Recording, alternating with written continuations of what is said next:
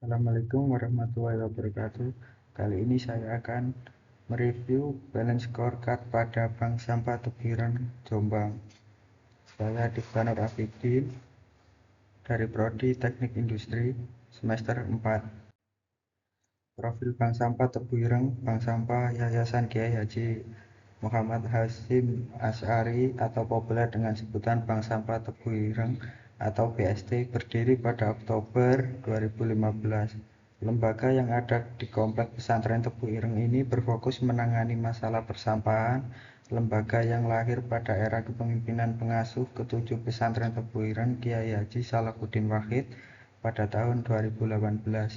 Mendapatkan bantuan dari Kementerian Lingkungan Hidup dan Kehutanan atau KLHK berupa pembangunan kantor kendaraan roda 3 dan mesin pencacah. Awalnya BST berada di bawah Lembaga Sosial Pesantren Tebuireng atau LSPT, namun pada Juli 2022 pengelolaan dan arah strategisnya diperkuat kembali di bawah Bagian Pemeliharaan Lingkungan Pesantren Tebuireng. Bank Sampah Tebuireng atau BST disebut dengan tujuan utama mewujudkan lingkungan pesantren yang bersih dan sehat serta menjadi pusat edukasi dan pemberdayaan ekonomi masyarakat melalui sistem pengelolaan sampah yang berkelanjutan. Visi: mewujudkan lingkungan pesantren yang bersih dan sehat.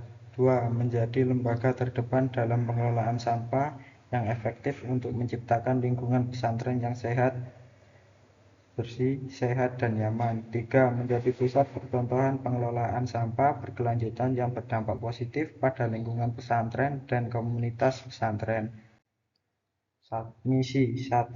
Meningkatkan kesadaran dan kepedulian santri tentang pentingnya pengelolaan sampah yang baik dan benar melalui edukasi dan kampanye lingkungan. 2. Mengurangi volume timbulan sampah melalui program daur ulang dan pemilihan sampah. Membangun kolaborasi yang kuat dengan pemerintah, swasta, dan komunitas untuk mendukung program pengelolaan sampah. Teknik pengumpulan data. Pengumpulan data dalam evaluasi ini dilakukan dengan metode wawancara secara langsung. Teknik ini dipilih untuk mendapatkan data primer yang akurat dan mendalam tentang operasional Bank Sampah Tebuireng atau BST. Metode wawancara semi terstruktur. Narasumber Bapak Diki Afriyansa Pratama. Tujuan wawancara: mendapatkan informasi terkait operasional harian Bank Sampah, memahami kondisi keuangan dan jumlah nasabah, menggali informasi tentang sistem kerja dan tantangan operasional, mengetahui rencana pengembangan dan inovasi yang dirancang. Data wawancara ini kemudian dianalisis berdasarkan perspektif balance card, yaitu keuangan, pelanggan, proses bisnis internal, dan pembelajaran dan pertumbuhan. 4. Perspektif balance scorecard. 1. Keuangan. Bagaimana kinerja organisasi dilihat oleh pemegang saham. 2. Pelanggan. Bagaimana pelanggan melihat kita. 3. Proses bisnis internal. Proses internal apa yang harus dikuasai untuk memuaskan pelanggan dan pemegang saham. 4. Pembelajaran dan pertumbuhan. Bagaimana organisasi bisa terus belajar, berkembang, dan menciptakan nilai di masa depan. 1. Perspektif keuangan. Tujuan meningkatkan efisiensi pengelolaan keuangan dan margin keuntungan. Indikator dan data. Pendapatan unit Ponpes Unhasi Rumah Sakit Hasyim Asy'ari sebesar 10.450.000 per bulan. Pendapatan perorangan 29 nasabah 25.000 per bulan kali 29 sama dengan 725.000 per bulan.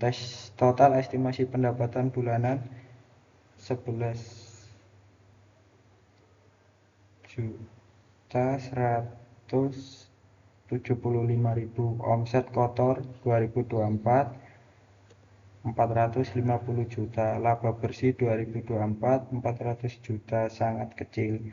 Gaji tenaga kerja 50.000 sampai 70.000 per hari untuk 17 orang. Evaluasi: meskipun omset tergolong besar, laba bersih sangat kecil, 0,08% dari omset, menunjukkan efisiensi keuangan rendah. Biaya tenaga kerja menyerap hampir seluruh pendapatan karena padat, butuh efisiensi dan pendapatan eksternal untuk pengembangan.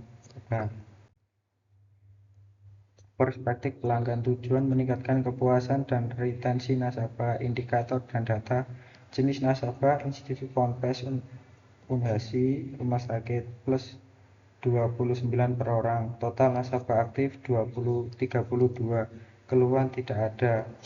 Layanan pengambilan sampah setiap hari pukul 8 sampai pukul 4. Evaluasi layanan tepat waktu dan tanpa keluhan menunjukkan tingkat kepuasan tinggi. Potensi ekspansi nasabah masih terbuka luas, namun perlu ditunjang oleh sistem digital untuk pencatatan layanan. Perspektif proses internal, tujuan meningkatkan efisiensi operasional dan diversifikasi produk. Indikator dan data, saat ini produk utama hanya sampah terpilah, output ke pabrik daur ulang. Rencana inovasi produk, paving block berbahan plastik, kompos dari bahan sampah organik, digitalisasi sistem BST. Kebutuhan perlu investor atau pihak ketiga untuk pengembangan produk. Evaluasi, aktivitas padat karya membuat biaya operasional tinggi, tidak ada proses produksi inovatif yang berjalan saat ini, hanya pemilihan. Perlu roadmap inovasi dan kerjasama dengan mitra eksternal. 4. Perspektif pembelajaran dan pertumbuhan, tujuan meningkatkan kapasitas sumber daya manusia dan inovasi teknologi.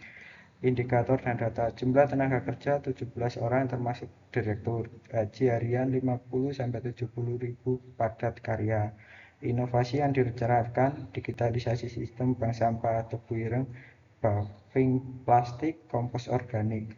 Evaluasi, pengelolaan masih tradisional, kurang pelatihan dan pembinaan sistematis. Inovasi hanya dalam bentuk rencana, belum terrealisasi karena keterbatasan modal pengembangan sumber daya manusia dan adopsi teknologi perlu ditingkatkan. Kesimpulan, secara keseluruhan evaluasi dengan pendekatan balance scorecard menunjukkan bahwa bank sampah Tebu Ireng memiliki kekuatan utama pada aspek pelayanan pelanggan, namun masih menghadapi tantangan besar dalam hal efisiensi keuangan, inovasi proses bisnis, dan pengembangan kapasitas internal. Keberlanjutan lembaga ini akan sangat bergantung pada kemampuan untuk satu, mengelola keuangan dengan lebih efisien dan mencari sumber pendanaan tambahan, memperluas jangkauan dan pelayanan nasabah terutama melalui sistem digital, melaksanakan inovasi produk dan diversifikasi usaha berbasis sampah daur ulang. 4. Meningkatkan kapasitas sumber daya manusia dan adopsi teknologi sebagai fondasi pertumbuhan jangka panjang. Dengan memperkuat keempat perspektif ini secara seimbang, Bank Sampah Tebu Ireng dapat berkembang menjadi lembaga pengelola sampah yang tidak hanya efisien secara ekonomi, juga berkontribusi besar terhadap lingkungan, pemberdayaan masyarakat, dan pembangunan berkelanjutan di lingkungan pesantren dan sekitarnya. Referensi.